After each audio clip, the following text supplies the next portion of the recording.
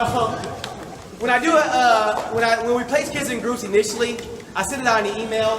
I do about technically four factors, but I usually leave the fourth factor off, but I might bring it in. Age is important.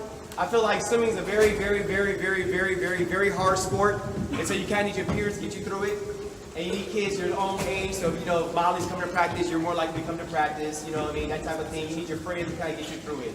I've had in the past where I moved kids up too early, where I feel like I had like a little fast 13-year-old girl who was like, X fast. We moved her up into the senior group, and that didn't go so well. She's talking about Pokemon, the other girl was talking about homecoming.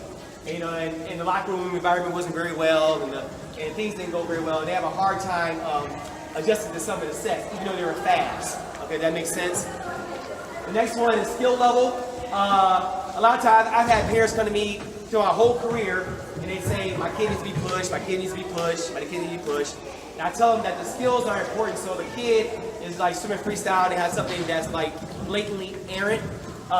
We have to fix that first. Even if they're fast, because as they get older, it becomes like plaque. And so what I always tell parents is like, imagine if I try to change how you walk right now. Or if you're a baseball player, how to pitch at 30 years old. It's very hard because you've been doing it so long a certain way that if I try to change it now, it's very difficult. But if I can get it at a younger age, even if the kid is fast, it's better to hold him back and try and get it. So a kid might have 3 fast strokes but an illegal brush stroke. Better to hold him back. And I know the parents get upset about it, Johnny, my carpool. But if you want a kid to have a long-term successful career in swimming, you want to try and get to it now. Like I said, it's like plaque, it becomes like hard to fix, especially when they get to my group, like 15, 16, 17 years old. It's really hard to fix, okay? The third one is background. Background is how much training they've done in their past. And so, like, I always tell people, like, usually by time December, I always call my November Slowvember. So by the time we get to November, we start doing some training in my group. And the kids that have a lot of background in training, they fall off. So they come from a program that say maybe do like maybe 2,000 yards a day or 3,000 yards a day, and also I hit them with like $7 grand, they're gonna fall off. All right, or they'll hurt for a long time. Let's just have the determination of like a lion. It's gonna be hard for them to get through it. So their background plays an important factor. The last one we call practice etiquette. And this kind of deals with age too. Sometimes if kids are 12 years old and they come into a senior group, I say, okay, we're gonna do this massively long set. They have a hard time wrapping their head around the set. They can't really focus and do it right. So you see them on the side doing this, or they go to the bathroom, or they come in late. And the problem is, I've had kids go to college who I've let kind of go through my program with bad practice etiquette, and it's still there in college. And then it shows up when everyone's fast, for the whole team, and your child doesn't have the ability to stay in and focus on the practice, it hurts them. You know what I mean? Just because they were fast at a young age. A lot of times when they're young, it's just how fast they're growing. Like, when they're young, if a kid's 10 years old and 6 foot, they're probably going to win the race. But my view is that we're going to try and get them to have skills in each of the departments, from distance swimming to sprinting, to have skills so when they do get older and everybody catches up, they'll be ready to go. All right, so I designed a program I feel like to be good for whatever level the kid wants to be at, as long as they're honest with me.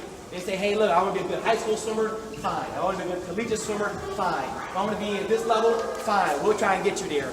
But you got to be honest with us, okay? You got to tell us what your goals are, et cetera, et cetera, et cetera, et cetera. But that's why I usually do my age group placing on. Now, notice I didn't say anything about speed. Like I said, I've had a lot of kids who are fast at a young age and don't pan out.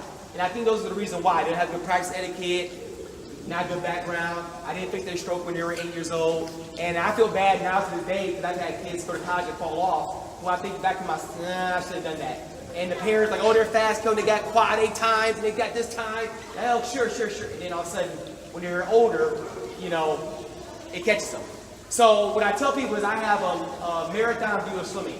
I see it long term. So I tell people I start from here at the completed age of like 21, 22. You're looking at your child right now.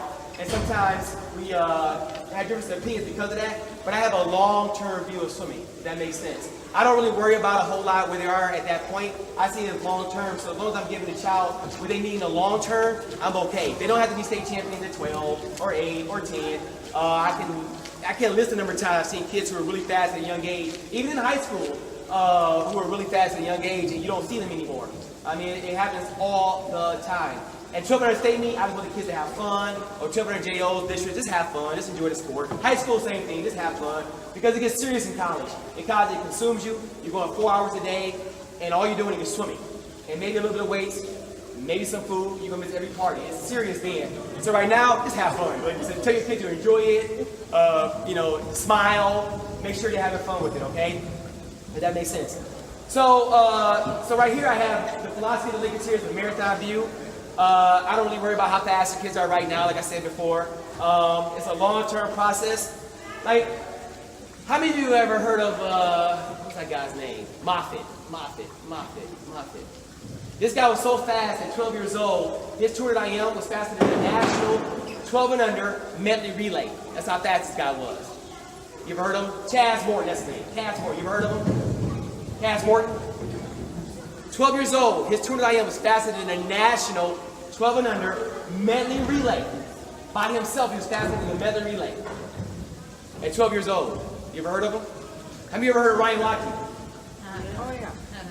Yeah, Ryan Lochte is not faster than this guy at 12 years old. What about Michael Phelps? Michael Phelps couldn't beat this guy at 12 years old. You see what I mean? It's not an indicator of how good they're going to be when they're young. You can't call it. So what you're trying to do is give them the tools to be prepared for the long term. So what we do is we say all the events matter. The 50 free matters, the 100 free matters, the 100 back matters, 200 back, the mile. 2 breast matters. 400 IM matters. Everything matters in this sport when you're age groupers, right? We don't limit them to one event.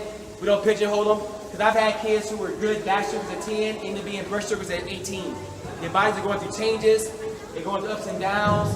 You cannot call it. So don't say your child's a butterflyer at age 8. They're not. They're not a butterflyer. They're not a backstroker. They might be showing promise at an age, right now, and they might be third or fourth, swimming league or whatever that is. But by the time they hit 18, there will probably be something totally different. You can't call it. All right? And so the idea is you want to have a stick-to-itiveness. I don't know if that's a real word, but you want to have a stick-to-itiveness to the sport, where you're just sticking to it, if that makes sense. You just keep dabbling at it. And I tell them the number one thing you want to teach your child, which I'm teaching them, is diligence. All right? You just keep picking at it. You keep picking at it. All right? If that makes sense. Because eventually you break through. Okay? Distance swimmers sometimes don't develop early either. I got that in my notes. Distance swimmers, a lot of times when they're young, the sprinters are the ones who are shining. So you see some 12-year-old boy from such and such team, he's winning all the events, he swims, you go ask his mom, how much is your child swim right now? Oh, he's swimming twice a week. And he's some big kid, and he's winning all the events, and you're pretty impressed with him. If your child is a distance swimmer, long term, it won't show up right away. They might be in the B heat, or the second heat. They might be making JOs right now, or distance dishes right now. You're not seeing, like, what is this? But the distance events aren't there when they're young. You know what I mean? And then as they get older, you start seeing it come in. And so we're preparing the kids for all the events, if that makes sense. Like I said, the goal is to make sure that every swimmer has the skills and ability to train at any level they aspire to. Swim-meets for me, I usually don't get too mad at swim-meets, and you've been around me, you're probably wondering why. It's because I use them for feedback. Usually I use the meets as something to see what's wrong. A lot of times when kids are racing, they do things they don't do in practice because they can't go that fast in practice. The adrenaline's not there. And so what we're trying to do is use the swim-meets as feedback. So if a kid runs into the wall with his backstroke, well, we got to work on stroke counts. It changes in the race, by the way, anyway. When you're going fast, the backstroke strokes change anyway. But the idea is that we use the swim-meets for feedbacks. So I just kind of use it as an indicator of what's going on right now. Okay, I got to work on butterfly. Okay, I got to work on backstroke. Okay, I got to work on breaststroke. So a lot of times what you can say as parents is talk to your coach. What did the coach say? You know what I mean? That type of thing. It's part of a process. And so the kids, I feel like, should be free to fail. They should fall on their face. They should have, they have a bad swim. Life's not over. The world's not coming to an end. It's not Armageddon. The idea is the swim-meets are feedback for them. If that makes sense. So what I tell parents to do is avoid the long car ride home. The long car ride home is, why am I paying for this? If you don't get yourself together, I'm going to pull you out of this sport.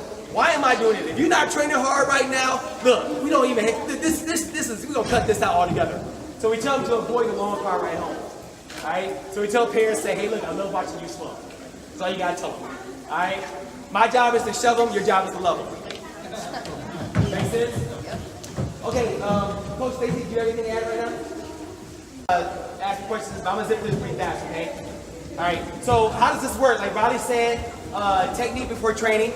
This is my philosophy for all the groups, even my senior group. So sometimes you might walk into your practice right now, see the kids, doing all this stuff, and they're doing 25s, and they're going really slow. You think, man, my kid needs to be pushed, et cetera, et cetera. I think the fastest way to improve is technique. Swimming is a technique-driven sport. It's not like running where you're in the air and you can kind of get away with stuff. When you're in the water pushes back. That's what makes breaststroke so freaking hard, because everything's in the water, everything matters. Freestyle, you can kind of get away with a lot of stuff up here. You see guys do a lot of variety. But the more they're in the water pushes fast. The technique is very, very, very, very, very important. So we got to slow them down. I got the idea from a book like The Talent Code. Real quick, is a thing about like these hot spots where like people like, I think it's like Spain for like soccer and like a couple places for tennis. They're talking about how the guys were going real slow. These like kind of purposeful movements type thing. And so the idea is the same thing as swimming, where I make the kids go real slow and they have to just purposely fingertips. And then reach forward, and just slowly going through it. As time goes on, I always tell people you have time to get in shape. You do. You have a lot of time to get in shape, but in stroke work has to go first. That's just my philosophy. It's kind of like if you don't fit the stroke, it's like putting a square to a circle. You just kind of banging the kid in there, and you know they're just kind of banging along, and the kid's flailing everywhere, and they're getting injured. Like they talk about nowadays, the latest thing in shoulder injuries is that it's bad technique with a lot of swimming. It's not just a lot of swimming. It's bad technique, so some kind of way there's an impingement back here in backstroke, or there's something here in freestyle, that if you don't catch it, you get injured later on. That makes sense. Okay, the next one, I say aerobic before anaerobic. Real quick, the body has two ways to provide itself with energy. One's aerobically, which means with air. So the idea is if you can run and talk, that's aerobic.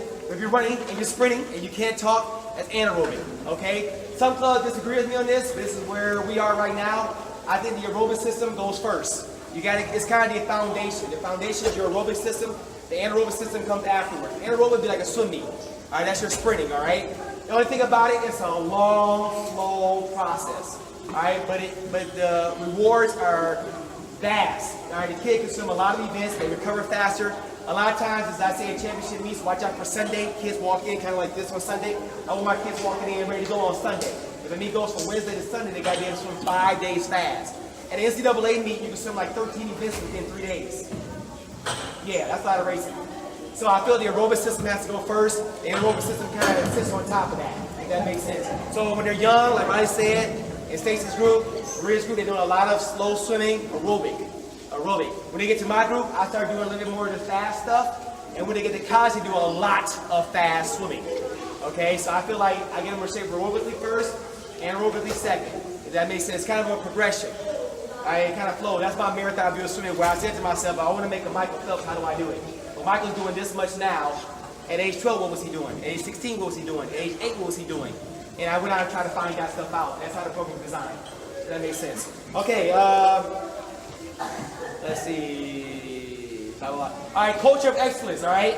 I have a thing called AAT. Sounds good, back of a t-shirt, all about the team. All right. Hint, hint, link, link. All right. Being a good teammate is more important than being a fast swimmer. Carries through life. All right. I want you kids to be great teammates. All right. I don't like kids knocking each other down or that kind of stuff. And I don't like boys talking back to their mother. That's a pet peeve of mine. If I see a child talking back to their mother, that doesn't happen. So boys don't talk back. Girls either, but I'm harder on the boys. All right. No swimmer is more important than the other on the team. Every swimmer is important. It contributes to the overall health of the club. No negative talk. Take pride in our club. Wear those Lakers t-shirts proud. All right. I always tell my swimmers, you become the clique, especially when they get to high school. You make the football team envious of you. You're the clique. You guys are the pairs. You're the clique. You make the other pairs, the other teams go, man, they got a good team pride over there. They're rolling over there. I want to be part of that club. All right. Any squabbles, let's do it behind the scenes or talk on deck or you know what I mean. But when we get in that pool deck, guys, we got to be Lakers. All right, and represent very well. Okay. Let's think of activities to do the kids can do together. I'm up for anything that's not my strong suit, but if you think of some things, activities kids can do, I'm always game for those type of things. Skating, ice skating, well, they might, I don't know. But something fun. You know what I mean? Something fun. I know you have a couple things later on. Kelton will try, right? Yeah, something, yeah. You don't want to see me ice skating. I'm like, ah! All right, definition, okay? So I redefine winning.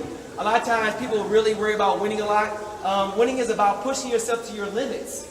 Okay, you're a winner if you drop time, race your hardest, improve your weaknesses. Actual placing isn't that important. A lot of times kids come with goals. I want to place fourth at this meet. I want to place eighth at that meet. A lot of times those are what I call UCs, the uncontrollables. Things you can't control, you don't know who's going to show up. You know what I mean? So it's all about pushing. That's why I love this sport. This sport is really about you. You know what I mean? Whatever weaknesses you have, you can work on them. And you get a second shot. You know what I mean? Like if you're mentally weak, well, you say, well, I got to work on that. Or maybe if I didn't pace very well, well, I can work on that. It's about improving yourself, getting yourself better. So that's why I call winning. It's not about beating so-and-so, your ex-rival from such a team, blah, blah, blah, yakety snackety. Competition. I said it's not a good idea to distract athletes with thoughts about beating someone else. Sometimes parents are going to beat your neighbor. I get it. Focus on the competition usually leads to poor performance. I'm going to talk about this later on in another talk, but I get into the mental side of swimming, and I have a philosophy about the mental side of swimming that I like to talk about a lot. I'll get into it in a second here. The competition is your partner, and the real challenge is from within. All right? Parents, help us coaches, not to focus on the UCs. The UCs are uncontrollable.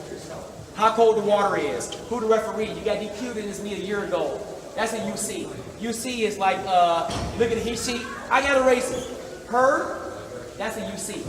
All right? Some things kids can't control them. Help your child identify a UC. All right, that's why I call them the UCs are things you can't control. Because if you get distracted, I'm not going too far into this. That's how kids, we call it choking. When you're not focused on the right thing at the right time. All right? Mental toughness isn't so much about being hardcore. It's about being focused on the right thing at the right time at the right moment. That's mental toughness. You follow me? So if you're sitting there going, hey, that referee DQ'd me, that's a UC. You know what I mean?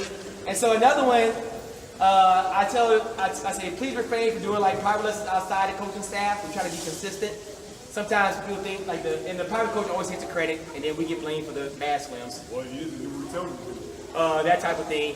So if you need some help with some lessons, talk to us. We'll help you out either after practice or something. Maybe we can set something up, whatever it is. Try and stay within the system. Like Stacey was talking about, we have certain drills for this group. We add a little bit more to the next group, and a little bit more to the next group. That makes sense. And if a child is working, if Stacey's working with head position, and then another coach comes in talking about their kicking, it throws them off. We want to work on just one or two things, and that's about it. If that makes sense. Follow me? All right. I always tell parents, don't coach your kids. And it's not so much that you're wrong or right about stuff, it's that I think it's better for kids to be dumb before they race. So, in other words, you want to be behind the block like not thinking. I think if you say, kick, Johnny, kick. Okay, Coach Stacey said streamline. Coach Maria said push off and then do 4 dog kicks. Mom says kick with a 6-feet kick. Coach Kelton said put my ear on. Right? You're thinking too much. I think it's better to be behind the blocks like duh. You know what I mean? It's kind of blanked out and in the moment. I call it being in the now. The now is being what am I doing at this moment? You don't be too far in the future. This is going to hurt. This is going to suck. I can't believe I'm here. That's too far in the future. You don't want to be in the past where you're thinking, man, last year, in July 4th, 1981, I swam in this pool and I had a hard time. Or my last race was bad. So I tell people to have a short memory. The Tom Brady threw the interception, he's over with. He's over it. You know what I mean? You got to go to the next swim. And it's just swimming, by the way. You don't need to fall apart and cry. It sounds a little odd. Teach your children the gift of failure. Failure is a gift. It is a gift. It's like God sent. I don't believe in God now, but it's the best thing for them. It's like a baby learning to walk. They fall, get back up. They fall, get back up. When your child has a bad swim, what did you learn? That's all you ask them. What'd you learn? They already know it's bad. You don't have to get on top of them. Just say, what'd you learn? Every time the kid, I've been around some really good swimmers in my career, and the thing that I think separates them is that they handle failure better than kids who don't. Seriously, I don't even know if it's about talent always. It's about how well you handle that failure. I mean, I've seen guys who are really good swimmers, they get mad, 5 minutes, okay, let's try this again. I'm trying something different. They get curious about it. What did I do wrong? How do I fix this? Kids who, oh, my life sucks, the road's coming to an end, I hate this sport, guy was going flying across the pool deck, blame the coach, blame the water, whatever they blame. They don't end up being so well, all right? And so teach your kids that failure is a gift, all right? When they have a bad swim or a bad anything, say, hey, look, part of life, what'd you learn? It's all about learning. And then they get curious about it, they're going to burn for about 5, 10, maybe a day, whatever it is, let them burn, and then come back and say, what'd you learn? We gotta try and fix it. And that's why I had this little drawing and it show up on everybody's thing. Usually people, I find in my career, think success goes like this, because when they're young, they drop time every meet. Oh, they drop time every meet. Oh, it's so wonderful. Oh, you drop time, Becky. Every 10 seconds, dropping 50 extra. Oh, life's so wonderful. And then as they get older, they go through this part. And that's where I come in. All right? This is how it really goes. The successful people handle this part better. All right, they get that struggle, they fight back, they don't give up, they become diligent, they say, hey, let's keep fighting till we figure this out. We had a guy one year that swam from 2000 to 2007 without the best time. 2008 made the Olympic team. So, it's a long stretch, it's a long process, but he hung in there, he loved the sport, he loved racing, he loved what he was doing, it paid off for him. I'm not saying it'll last that long, but plateaus can last a long time, and plateaus are normal. They're part of the sport. Anytime you hear about a baseball player being in a slump or a basketball player not hitting his jump shot, it's part of sport. It is that what we do is we only focus on swim or swimming world, the kid's doing well. You know, we have, oh, Johnny broke a national record. But you don't see Johnny 2 years later when he's struggling. They go to the next kid. In the Olympics, they had that sad music playing. You know what I mean? You know what I'm talking about. They had that guy with his low voice. He's struggling. That type of thing. But we focus on the kids doing well only. When all those guys go through it, it's all about who handles this better. Okay, Can I say?